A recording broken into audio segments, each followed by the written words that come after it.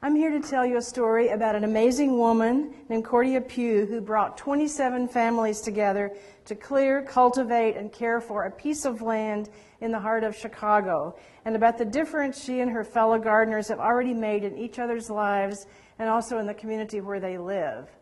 As the story unfolds, you'll see that open land that's cared for and accessible in the city looks a lot different than open land in the country, and it shows that vital land can also come in small packages.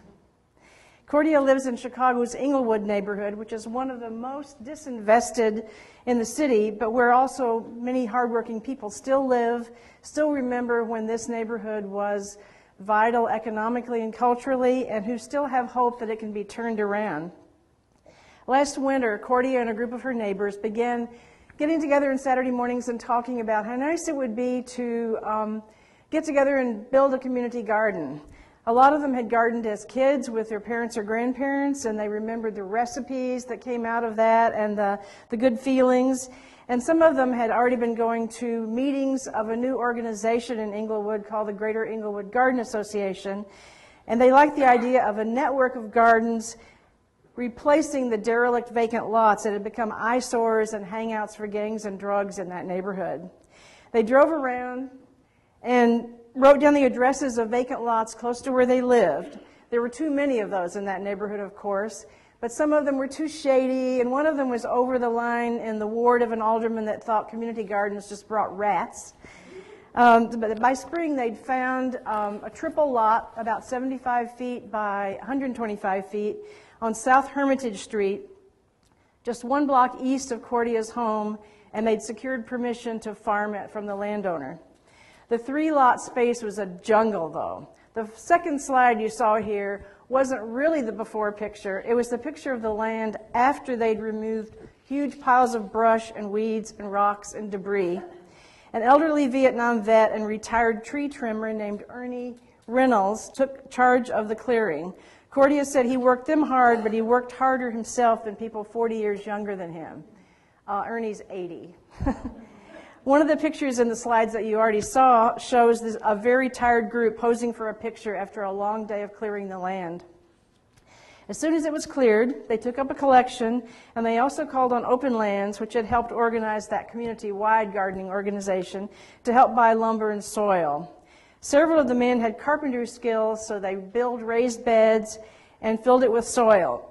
A local high school, there's a partner, had a greenhouse, and they made it available for seed starting for all the community gardeners in the neighborhood. So this group was able to start tomatoes and peppers and okra indoors. And by mid-May, they were able to transplant the plants and start seeds for lettuce and cucumbers and squash, other direct seed crops. And by late July, they were ready to have some harvest. The participants who were new to gardening were amazed that these huge plants grew from those tiny seeds. One gardener called out to a visitor with a camera, "Come and see my first bell pepper." There's a picture of that in here somewhere, too. The tomatoes were also getting ripe, and the okra was taller than some of the gardeners.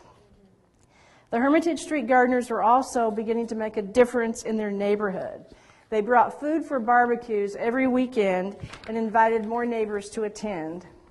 They knocked on the door of an elderly widow next door and discovered she had no one to help her with repairs on her house, and she was even afraid at first to answer their knock. They got together and fixed her garage roof, and then they connected her with a city program to weatherize her windows. They also brought her food, of course. They talked another neighbor into starting a garden to keep him busy while he was trying to break a drug habit. After he showed he was serious by working in the garden every morning for weeks, they also bought bus passes for him and helped him connect with places to apply for jobs.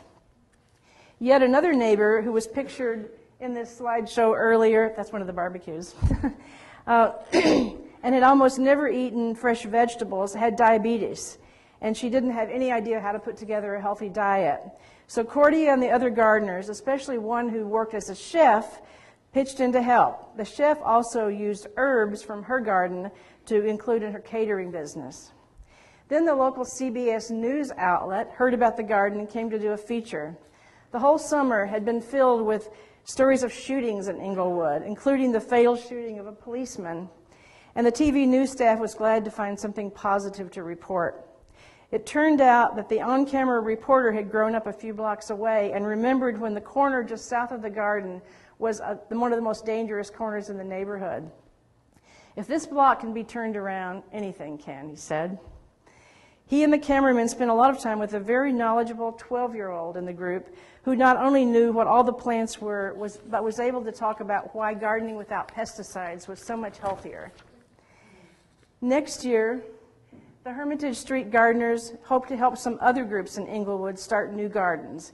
And Cordia, who works as an executive assistant to the at the John D. and Catherine T. MacArthur Foundation, has persuaded her fellow employees to designate matching gifts to a special fund set up by Open Lands at Cordia's request to be used to support community gardeners citywide.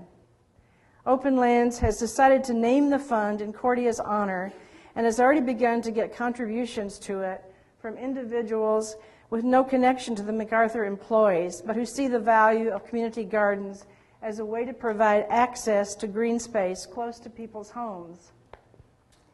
Meanwhile, the gardeners at Hermitage Street are already planning to host regular musical gatherings in their gardens starting next spring.